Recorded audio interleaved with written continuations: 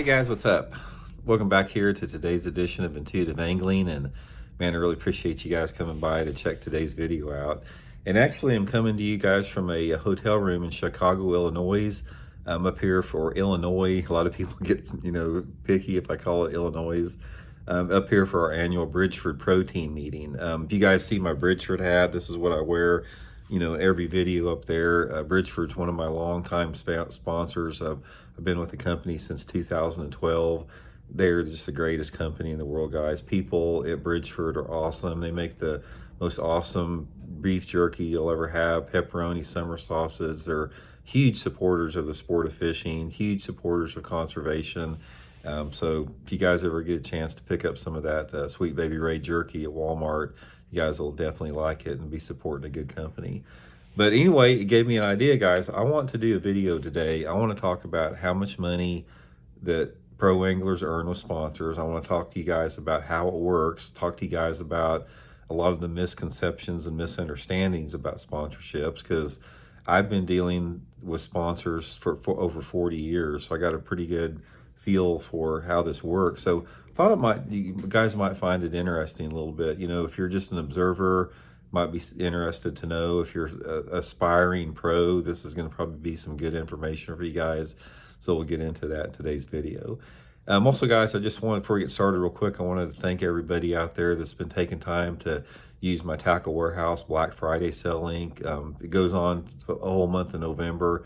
If you guys are wanting to get some good tackle sales, 20% off on everything, raincoats, batteries, trolling motors, whatever you need, they got it. I'll put my Tackle Warehouse link in the description. If you guys would use that link, it's a good way to support the channel. So I really appreciate that. Okay, guys, this is a long story because sponsorships, there's a lot to it as far as how they've changed, where they're at today in relationship to the way they have been. But the gist of everything, and sponsorships basically started back in the 1970s, is that they use professional anglers, companies do, and their avenues to help promote their products.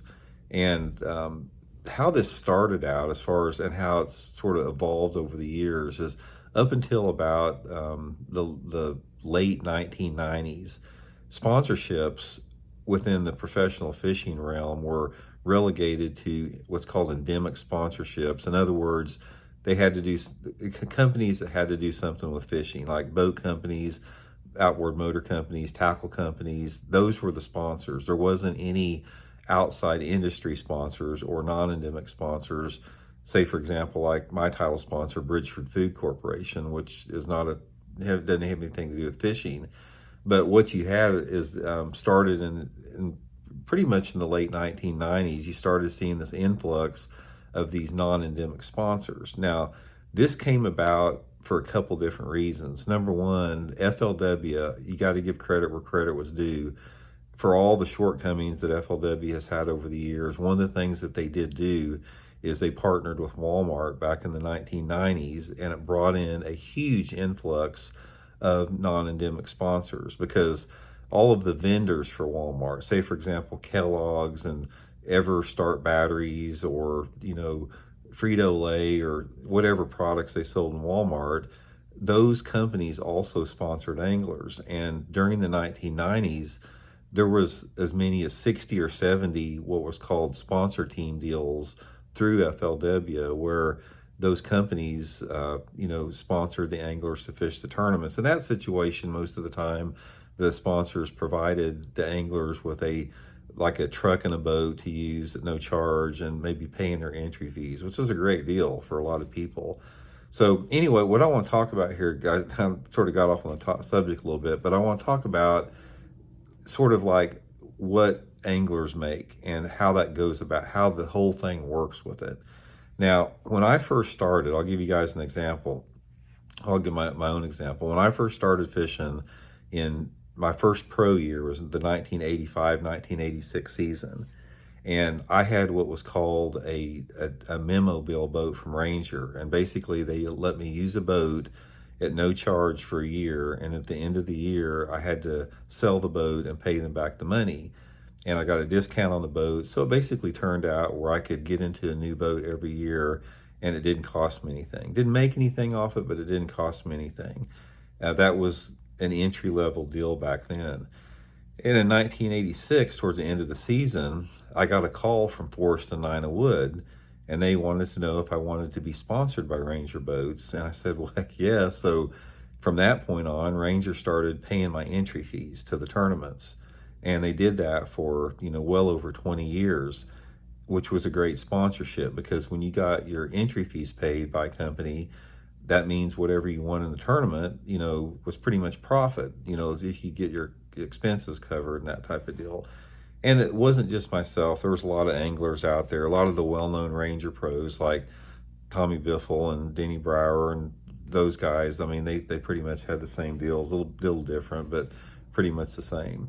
And during that same period, now again, this was in the 80s and 90s, the tackle companies were very active too. So if you made the Bassmaster Classic back then, which was the only championship basically that there was, it was pretty easy to get a sponsorship from rod and reel companies, tackle companies, and that type of stuff. So say, for example, you could go to a plastic worm company or a crankbait company, and if you made the Classic, you could pretty much guarantee they'd give you free product and maybe a retainer, like a financial retainer of anywhere between, say, $300 to $1,000 a month off of lure companies. And that was pretty much it. Boat companies, lure companies. Later on, motor companies got really active back in the 90s, and they'd start giving out free motors to pros, sometimes more than one free motor.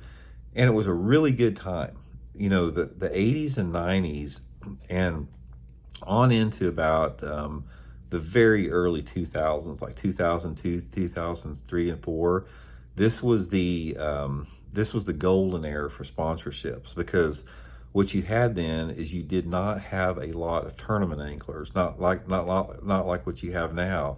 You basically only had the Bassmaster Top 100 series, Top 150 series, and then the FLW Tour. And a lot of guys were fishing both. So there wasn't a lot of pros out there. So you had a lot of money in the sport. You had these non-endemic sponsors started getting into the sport, and there wasn't that many anglers, and there was only 2 major tours.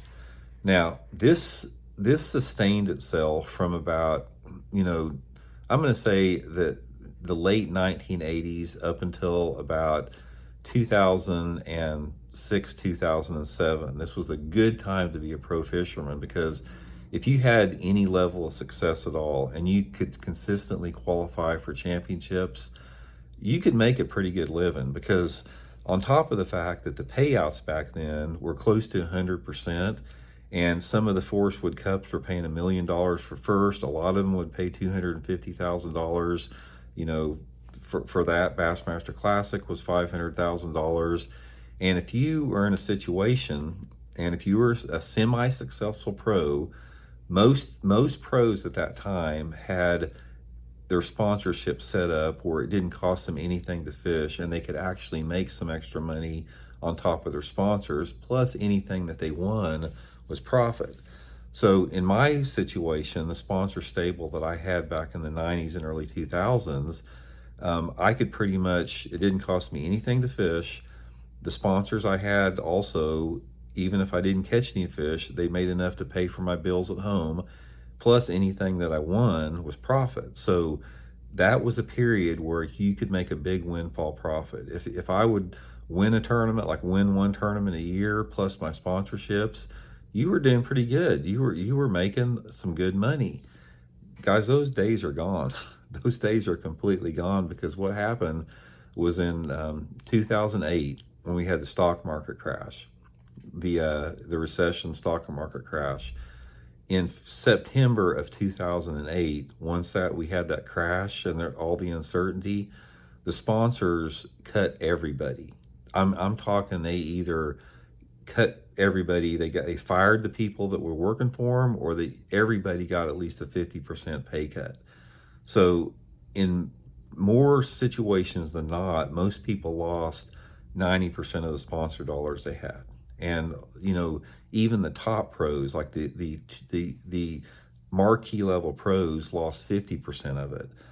So in 2009, and all that type of stuff, it was a dark time in the sport, very dark.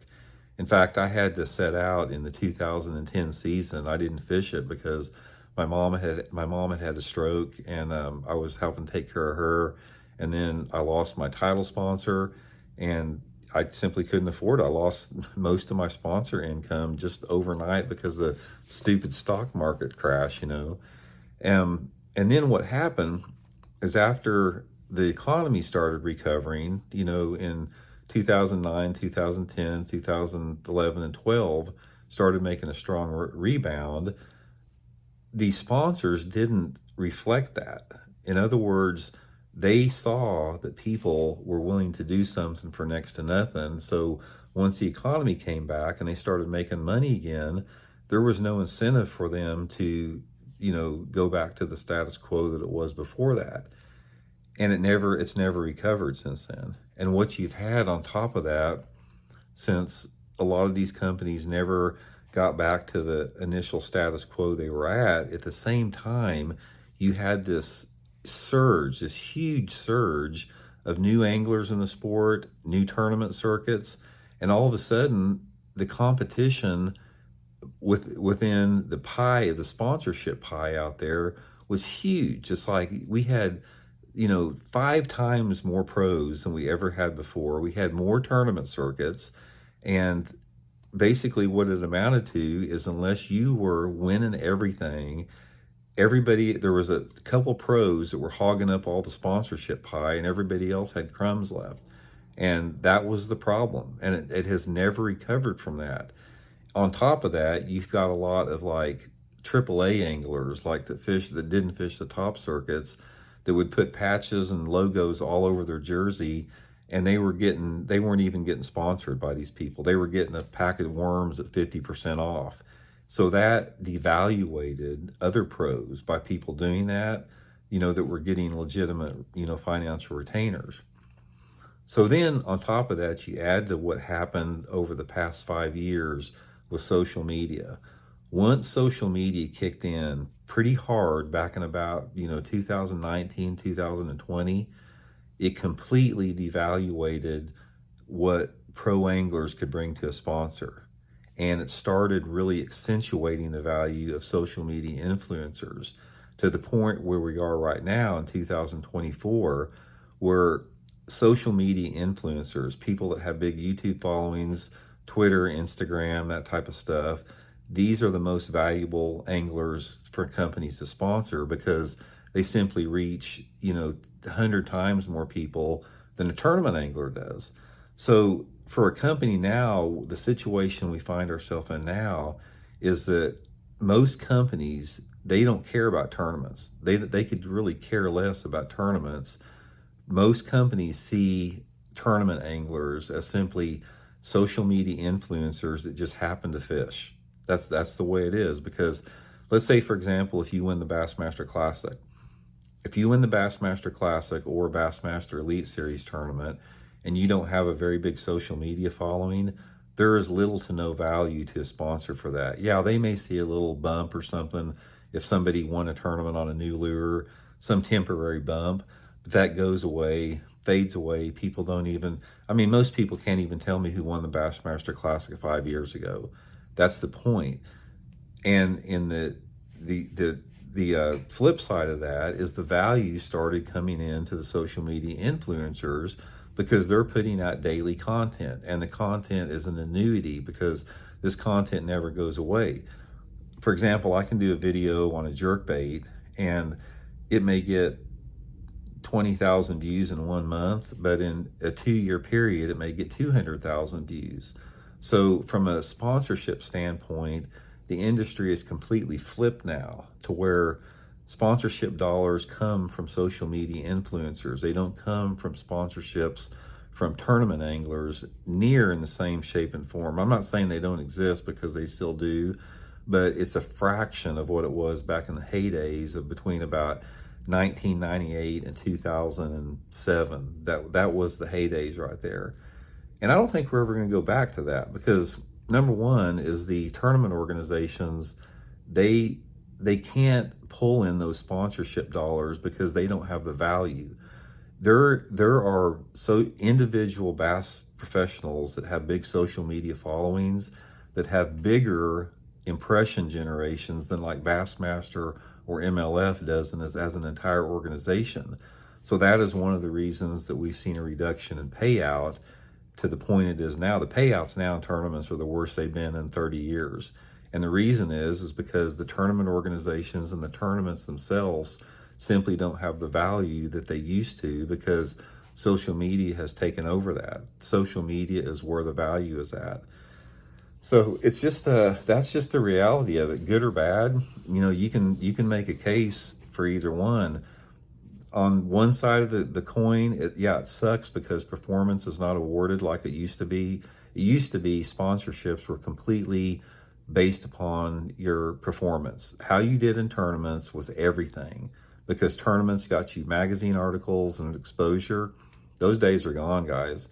The only thing that matters right now is how many impressions and views and watch time that a professional angler gets on a social media. That's what brings value into it. And so from the other side of the coin there, that gives more anglers more opportunities, because it not only gives opportunities to marquee level anglers, but it gives opportunities to guys that don't have those skills, and they can parlay their social media into a situation where they can make a living at it.